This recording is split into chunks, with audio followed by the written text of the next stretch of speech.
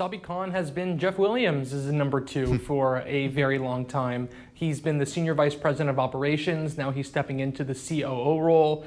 He effectively has been COO for the past several years, right? His new role is the same as his old role. In addition to adding AppleCare responsibility, Jeff Williams was the COO because he ran operations, but also had several other things under his purview, including co-management of the China business, the Apple Watch, as well as the health initiatives and the company's design team.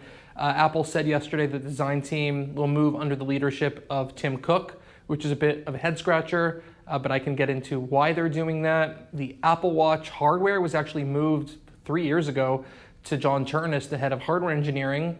And the health initiatives are probably going to move to the services organization, given that they're going to a more subscription focused on health. And so a slew of different changes.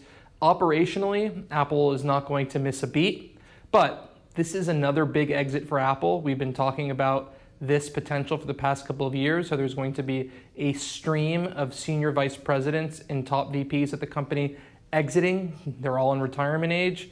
And so this is happening now, and there'll be more to come. So, Mark, you got to assume that Apple, in making this move, or that they thought about what might be some of the fallout and the people that will leave. So, having said that, is the timing smart? Is it a case of a massive company kind of getting their C-suite and executive suite in order, as they should be doing, and thinking about the future, or is it something more of a sign of instability?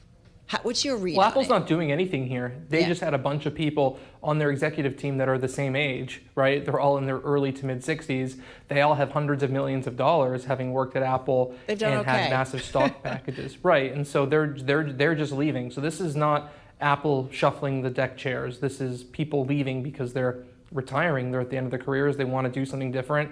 They're burnt out, right? They're tired. They want to spend time with their grandkids.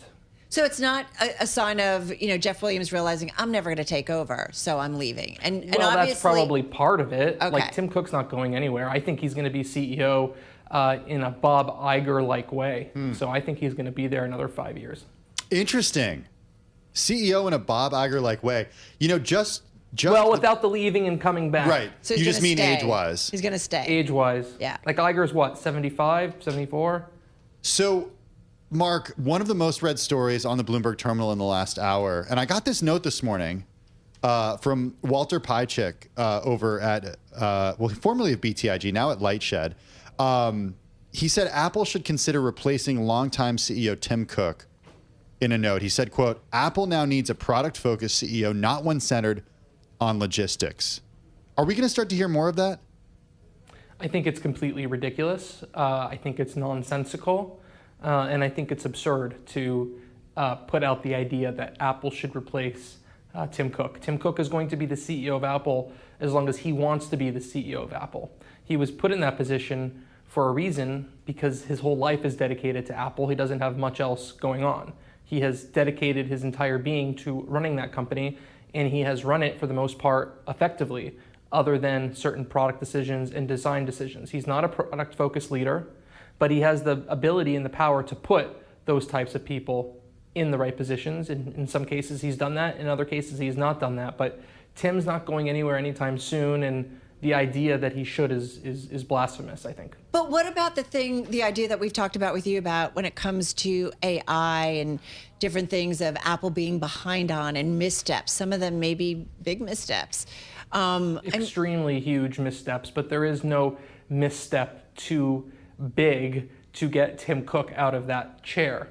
The credibility he has on Wall Street, the credibility he has among shareholders, among those in the company, and most importantly, Apple's board is sky high, has been throughout his whole tenure, and nothing there has changed. The problems are the chess pieces below him, and those are the deck chairs that need to be shuffled. But wait, who's responsible for those chess pieces that are below him ultimately?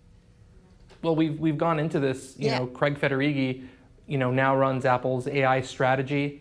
John Giannandrea was running the AI strategy, and Tim Cook in March sidelined him, basically put him on garden leave, so to speak, several months ago. He's sort of just hanging out there running AI research. He's not running AI products or Siri or robotics anymore. So they are making changes there. I mean, what they really need to do is start bringing in fresh talent and fresh blood by acquiring a bunch of AI companies and design companies and product-focused people. The next CEO after Tim Cook will be John Turnus, the Senior VP of Hardware Engineering. So he's a product-focused person, but there's a lot of business acumen that he'll need to learn.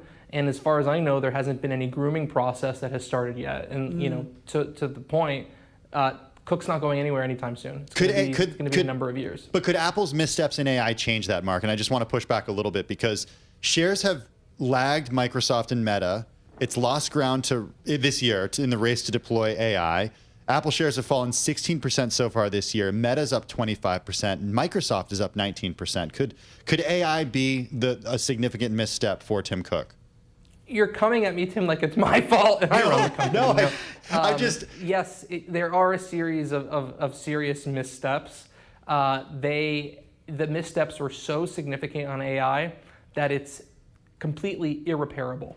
Okay. Right? The only way out of this mess is to strike a partnership with Anthropic or OpenAI and rejigger all the AI to be based on models from other companies, right? I think Apple internally has been very clear that they're going to be shifting to a third-party open source model environment because, you know, as we've discussed, their technology is completely not up to snuff. So that certainly needs to be fixed, and I strongly believe will be fixed. They're in a very precarious position, but replacing Tim Cook is not the solution. That would just create a lot of instability.